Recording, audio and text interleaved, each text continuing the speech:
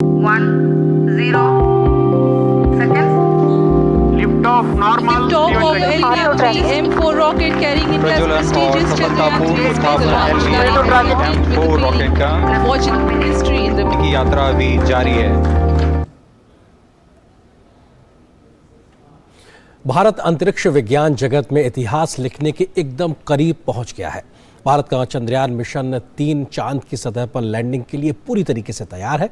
बुधवार को भारत जैसे ही यह कारनामा अंजाम देगा तो वो चंद्रमा के दक्षिणी ध्रुव पर उतरने वाला पहला देश बन जाएगा। चंद्रयान 3 की सभी प्रणालियां अभी तक सुचारू रूप से काम कर रही हैं और वैज्ञानिकों को पूरा विश्वास है कि मिशन चंद्रयान 3 पूरी तरीके से कामयाब होगा।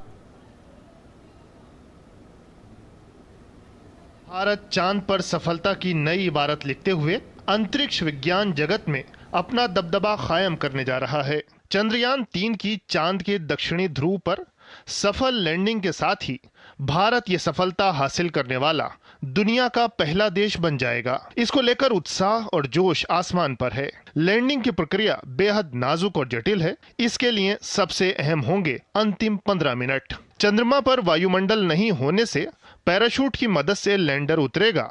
इसके लिए लैंडर में रॉकेट लगाए गए हैं। लैंडर की चाल को नियंत्रित करके धीमी गति से सॉफ्ट लैंडिंग की कोशिश होगी। चंद्रमा की सतह पर सॉफ्ट लैंडिंग के बाद लैंडर पृथ्वी पर सिग्नल भेजेगा। केंद्रीय मंत्री जितेंद्र सिंह ने चंद्रयान 3 से प्राप्त चांद की ताजा तस्वीरें साझा करते हुए ट्वीट किया कि मिशन समय पर है और सिस्टम की नियमित जांच चल रही है। इसरो मुख्यालय में भी चंद्रयान 3 को लेकर बेहद उत्साह है। इसके लिए विशेष तैयारियां की गई हैं। बैंगलोर के पीनिया में स्थित इसरो के आइस्ट्रैक यानी अंतरिक्ष यान नियंत्रण केंद्र से कमांड्स दिए जा रहे हैं ताकि चंद्रयान 3 आसानी से सॉफ्ट लैंडिंग अपने तय समय पर कर सके। वैज्ञानिकों को पूरा विश्वास है कि चंद्रयान 3 कामयाब लैंडिंग करके चांद पर भारत की कामयाबी की नई इबारत लिखेगा। वैज्ञानिकों का कहना है कि चंद्रयान 3 को तकनीकी रूप से इतना सक्षम बनाया गया है कि वो प्रतिकूल परिस्थितियों में भी अपना काम करता रहे। हम दुनिया के उन 4 देशों में से एक हो जाएंगे जिन्होंने मून पर सॉफ्ट लैंडिंग की है। इतने सारे देशों में सिर्फ 4 ही देश हैं जो ये कर पाएंगे जब हम कल लैंड हो जाएंगे। चंद्रयान 3 के विषय में जो लैंडर रोवर को जो कि इस समय प्री लैंडिंग ऑर्बिट में चंद्रमा का चक्कर लगा रहा है, उसके विषय में जो है पुरानी जो उस परिस्थितियों को फिर से जांच पड़ताल करते हुए परख कर इसको उस लिहाज से तैयार किया गया है। एल्गोरिदम को जो है एकदम बग फ्री बनाया गया है और इसके अलावा जो है जो लैंडर का जो डिज़ाइन है उसमें जो मेजर चीज़ है वो है leg mechanism. High resolution camera Vikram के साथ है। वो ऊपर से इनिशियल जो 25 किलोमीटर ऊपर जब वहाँ पर लैंडिंग के लिए तैयार होगा वो उस वक्त उसको मॉनिटर करेगा कि सेफ लैंडिंग कहाँ हो सकती है। चंद्रयान 3 मिशन को लेकर देशवासी ही नहीं दुनिया भर के लोग भी उत्साहित दिखाई दे रहे हैं। रूसी महावाणिज्य दूत ने विश्वास जताया कि चंद्रयान 3 सफल होगा और रोवर सुरक्षित रूप से उतरेगा और काम करना शुरू करेगा। Everyone in India and also myself, we are all eagerly awaiting for tomorrow's event in the lunar orbit, and I am sure that will be a success for the Indian lunar program, and the rover will land safely and will start functioning. Chandrayaan 3 mission का एक प्रमुख उद्देश्य चांद की सतह पर roving और सुरक्षित लैंडिंग में त्रुटिहीन दक्षता को प्रदर्शित करना है। अमेरिका, रूस और चीन के बाद ये उपलब्धि हासिल करने वाला भारत दुनिया का चौथा देश होगा। वैज्ञानिकों को विश्वास है कि चंद्रयान 3 की सॉफ्ट लैंडिंग ग्रहों की खोज की दिशा में नए अवसरों के द्वार खोलेगी। चंद्रयान 3 मिशन को पिछले महीने की 14 तारीख को आंध्र प्रदेश के श्रीहरिकोटा में सतीश धवन अंतरिक्ष केंद्र से प्रक्षेपित किया गया था। बेंगलुरु से आयशा खानम के साथ ब्यूरो रिपोर्ट, डीडी न्यूज। पूरे देश में जबरदस्त उत्साह देखने को मिल रहा है। लोगों को सफल लैंडिंग का बेसब्री से इंतजार है। चंद्रयान 3 मिशन से लोगों का भावनात्मक जुड़ाव कई तरीके से देश भर में अलग अलग हिस्सों में देखा जा रहा है। मिशन की सफलता के लिए जगह जगह पे हवन और पूजा अर्चना की जा रही है तो लोग इसकी कामयाबी के लिए दुआएं भी मांग रहे हैं। देश ही नहीं पूरी दुनिया में चंद्रयान 3 के चांद की सतह पर उतरने का बेसब्री से इंतजार किया जा रहा है। पूरे देश में चंद्रयान 3 की सफल लैंडिंग के लिए धार्मिक अनुष्ठान भी किए जा रहे हैं। इस मिशन की कामयाबी के लिए लोग प्रार्थना कर रहे हैं। 23 अगस्त को चंद्रमा पर चंद्रयान 3 की सफल लैंडिंग के लिए उत्तर प्रदेश के प्रयागराज में श्री मठ बाघम्बरी गद्दी में हवन का आयोजन किया गया।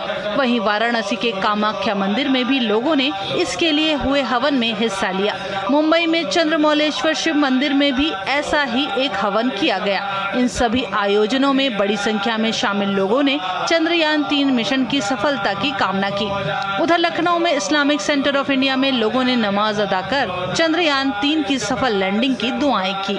हमारे यहाँ भी इस्लामिक सेंटर में मदरसे में बच्चों ने नमाज में खुसूसी उसके लिए दुआ भी की। क्योंकि बच्चे यहाँ पे साइंस भी पढ़ रहे हैं, इस वजह से उसको लेकर के बच्चों के अंदर काफ़ी क्यूरोसिटी है।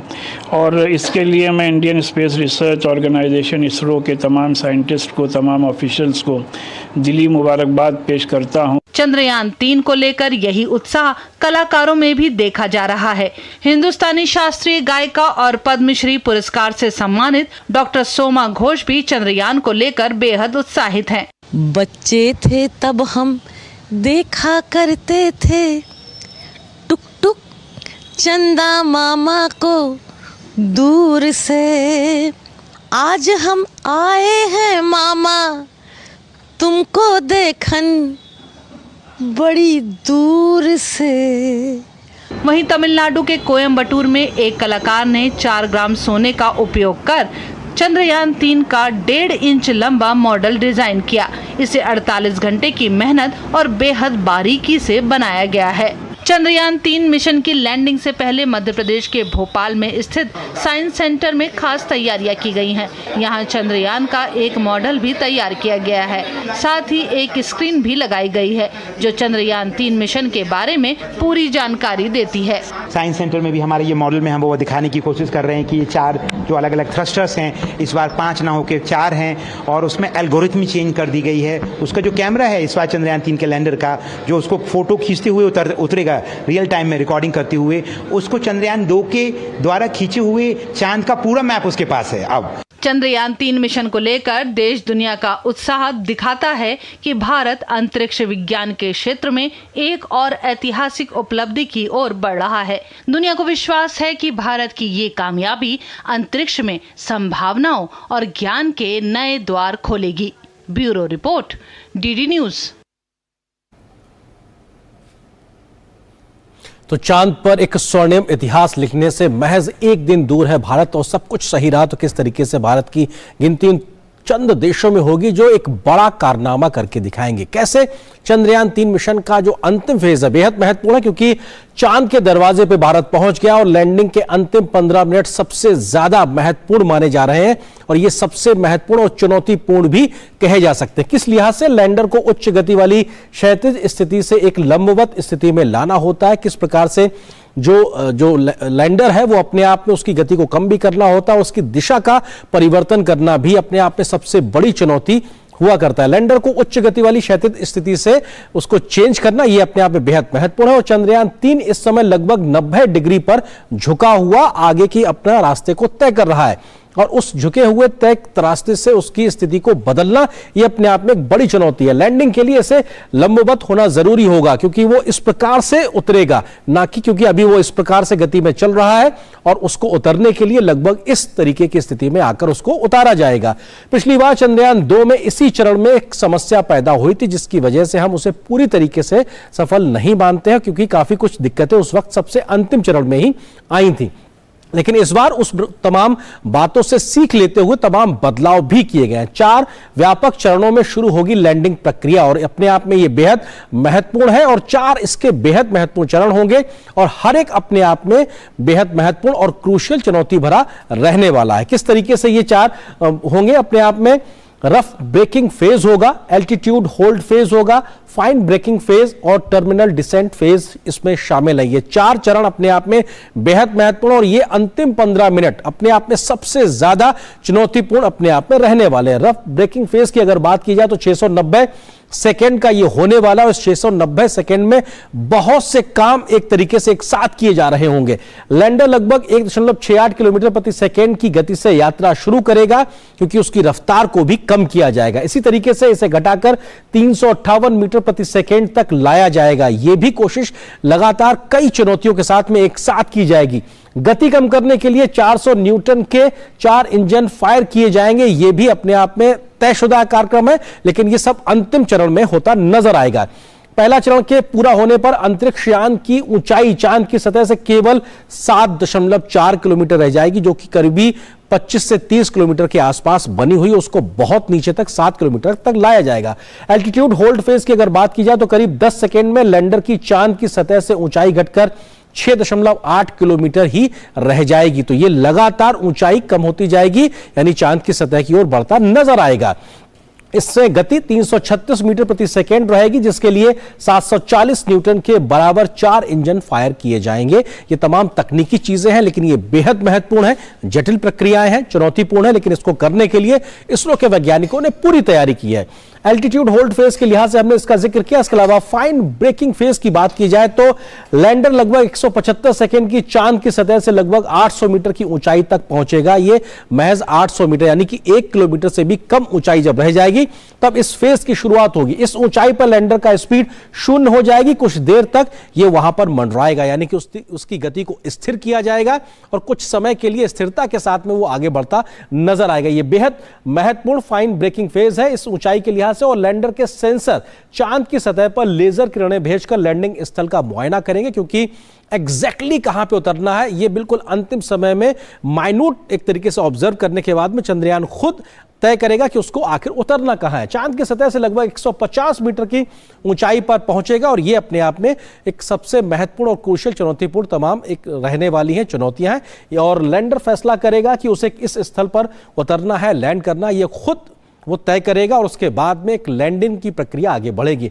लैंडिंग के लिए स्थिति अनुकूल नहीं होगी तो वहां लैंड से 150 मीटर दूर चला जाएगा और वहां पर लैंड करेगा, यानी कि वो स्थिति का चयन करेगा कि क्या मुझको यहां उतरना है। अगर कुछ दिक्कतें परेशानी है तो लगभग 150 मीटर की दूरी आगे बढ़कर वो वहां पर उतरने का प्रयास करेगा। तो ये अपने आप में बेहद महत्वपूर्ण फेज होंगे बिल्कुल अंतिम चरण में।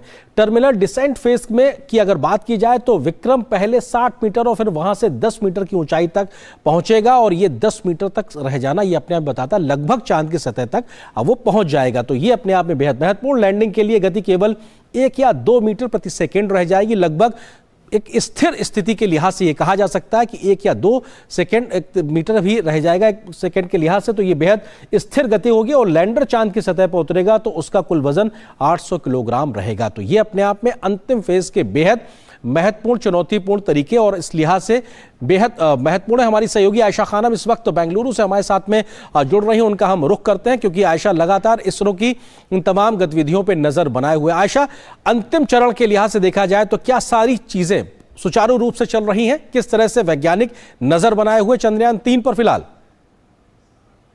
बिल्कुल आरेंद्र, बहुत उत्साह है वैज्ञानिकों में और आज हमने दूर से देखा मिशन कंट्रोल रूम और यहाँ पर तमाम वैज्ञानिक जो है मिशन कंट्रोल रूम और एनालिसिस रूम में पूरी तैयारी करते हुए नजर आ रहे हैं। और खास बात यह है कि किसी के चेहरे पे कोई शिकंज नहीं, सब कुछ कूल है, सब कुछ कंट्रोल में है और सबको बेहद अत्यंत विश्वास है कि जो तय प्लान है, जिस तरह से मिशन तैयार किया गया है, ये उसी हिसाब से सफल होगा। तो ये पूरी तैयारी के साथ तमाम वैज्ञानिक मिशन कंट्रोल रूम में है और बस आखिरी 2 घंटे का जो ऑपरेशन रहेगा कल, वो सबसे महत्वपूर्ण रहेगा। और तमाम वैज्ञानिकों को इस बात का भी एहसास है कि पिछले इसरो के पूर्व चेयरमैन डॉक्टर के सिवन ने कहा था कि आखिरी 15 मिनट जो होंगे वो 15 मिनट्स ऑफ टेरर, यानी अत्यंत बहुत ही महत्वपूर्ण टेरर जैसा माहौल रहेगा वैज्ञानिकों के मन में, क्योंकि ये 15 मिनट में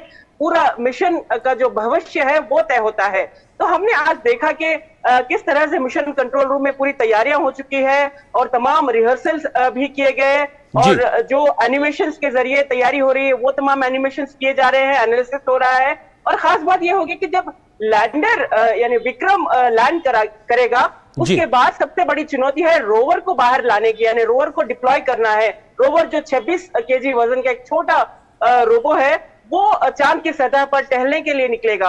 ये सबसे बड़ा ऑपरेशन रहेगा और इसके जरिए जो पेलोड्स इसमें लगे हैं, ये जो साइंटिफिक एक्सपेरिमेंट्स करेगा, ये लैंडर को कन्वे करेगा, फिर ये लैंडर जो है धरती पर कन्वे करेगा। तो पूरे विश्व की नजर इस मिशन पर है और इसरो इस बात को लेकर काफी आश्वस्त है कि ये मिशन जो है पिछले चंद्रयान 2 मिशन से ली गई तमाम फीडबैक के जरिए इंटीग्रेट किया गया, कॉन्फ़िगर किया गया मिशन कल अगर सफल होता है तो भारत सबसे पहला देश होगा। देखिए, हम कह रहे हैं भारत चौथा देश होगा चांद की सतह पर सॉफ्ट लैंडिंग का, लेकिन साउथ पोल यानी दक्षिण ध्रुव पर उतरने वाला सबसे पहला देश होगा, यानी उस जगह पर जहां अभी तक कोई नहीं गया। तो ये सबसे बड़ी उपलब्धि भारत की होगी और भारत के लिए बहुत ही गर्व की बात है। और जैसा कि हमने देखा तस्वीरों में, बहुत ही भावुक है पूरा देश और अत्यंत दिलचस्प तस्वीरें आपने दिखाई। बिल्कुल, और हम और आप हर एक भारतीय भावुक है और जुड़ाव है, इंतजार है सभी को कि आखिर कैसे एक इतिहास को लिखते हुए हम सब अपनी नजरों से देखेंगे। फिलहाल बहुत शुक्रिया आयशा हमारे साथ जुड़ने के लिए।